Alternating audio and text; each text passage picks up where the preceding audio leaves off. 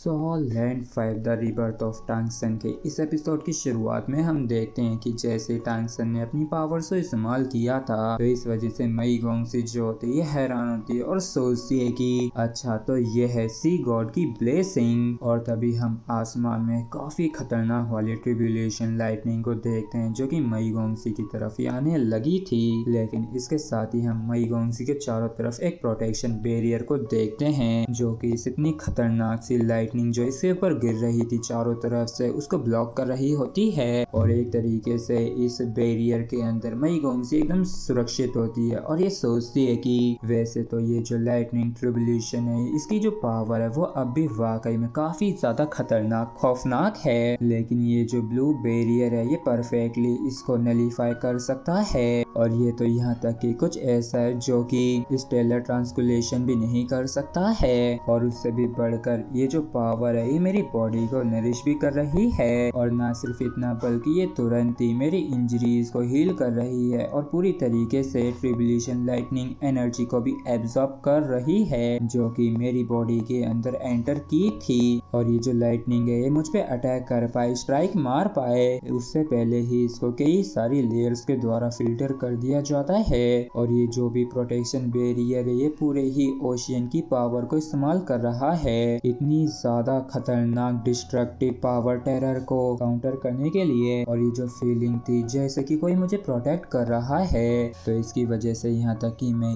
एक मोमेंट के लिए तो ये भी भूल गई थी कि असल में मैं अभी ट्रिब्यूलेशन से होके गुजर रही हूँ। और ये जो लगातार ट्रिब्यूलेशन मई गोंगसी के ऊपर पड़ रही थी तो इस वजह से मई गोंगसी की जो डिवाइन सेंस होती है वो लगातार ट्रांसफॉर्म हो रही होती है। और जब ये ट्रांसफॉर्मेशन हो रही होती है तो इसके दौरान मई गोंगसी जो होती है अपने मन के अंदर, अपने दिमाग के अंदर, अपनी खोपड़ी के अंदर कुछ इल्यूजरी सीन्स को देखती है जो कि एक तरीके से इसके पास्ट के होते हैं, जहाँ पे हम देखते हैं कि जियावू के साथ एक जगह पे टांगसन होता है जहाँ जियावू जो होती है टांगसन से कहती है कि ब्रदर मेरी हेल्प करो बालों को बांधने में। तो इसके लिए टांगसन भी मान जाता है और इन्हीं चीजों को देख के ये सोचती है कि जहाँ तक ये जो लड़का है ये टांगसन है जबकि वो जो लड़की है तो क्या वो मैं हो सकती हूँ। और इस सीन को देखने के बाद मई गोंगसी थोड़ी सी ब्लश मारने लगती है और सोचती है कि क्या ये हम ही हैं पिछली जिंदगी के जिसके बारे में इसने मुझे बताया था। और फिर क्या था ये टांगसन की तरफ ही देखने लगती है और हम देखते हैं कि आसमान में वाकई में चारों तरफ ही काफी ज्यादा काले बादल से छा गए होते हैं और चारों तरफ ही गोल्डन लाइटनिंग ही गिरने लगती है। और ये नजारा वाकई में काफी ज्यादा खौफनाक होता है, जैसे कि किसी के ऊपर तबाही सी आ ही गई हो। और इतनी ज्यादा खतरनाक लाइटनिंग को देख के मई गोंगसी भी हैरान परेशान होती है और सोचती है कि जहाँ तक ये आखिरी लाइटनिंग ट्रिब्यूलेशन होनी चाहिए, लेकिन ये क्लियरली पहले किसी से भी कहीं ज्यादा खतरनाक खौफनाक है। क्या मैं अब भी इसके सामने टिक सकूंगी? और इसी बारे में सोच सोच के मई गोंगसी जो थी काफी ज्यादा परेशान होने लगती है कि तभी हम टांगसन को देखते हैं जो कि टेलीपोर्ट होके तुरंत ही मई गोंगसी के पास आ जाता है। और टांगसन को यहाँ पे देख के मई गोंगसी जो थे पूछते है कि आखिर तुम यहाँ पे क्यों आए हो, क्या कर रहे हो?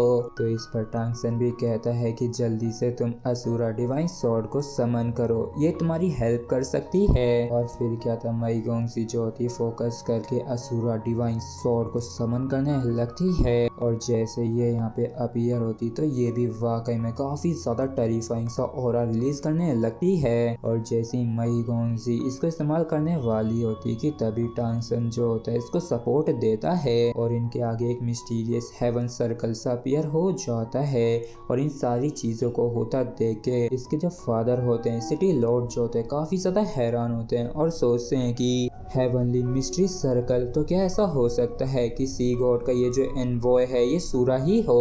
और तभी हम देखते हैं कि आसमान में ये जो लाइटनिंग थी काफी खतरनाक सी ये नीचे आने लगती है और वाकई में काफी बुरी तरीके से टांगसन और मई गोंगसी के ऊपर चारों तरफ से ये जो टेरिफाइंग सी लाइटनिंग होती है ये गिरने लगती है। और इसको सेंस करते हुए फील फील करते हुए मई गोंगसी भी परेशान हो जाती है, क्योंकि ये इतनी ज्यादा टेरिफाइंग पावर होती है कि ऐसा महसूस हो रहा होता है जैसे कि मई गोंगसी की जो बॉडी है इसके टुकड़े टुकड़े हो जाएंगे। नहीं, मुझे हर हाल में टिका रहना होगा, मुझे हर हाल में गॉड लेवल को अचीव करना है। अरे नहीं, टांग सन भी तो मेरे साथ ही था, तो देख के ऐसा लगता है कि उसने भी डॉज नहीं किया, क्या वो ठीक होगा, कहीं वो इंजर तो नहीं हो गया।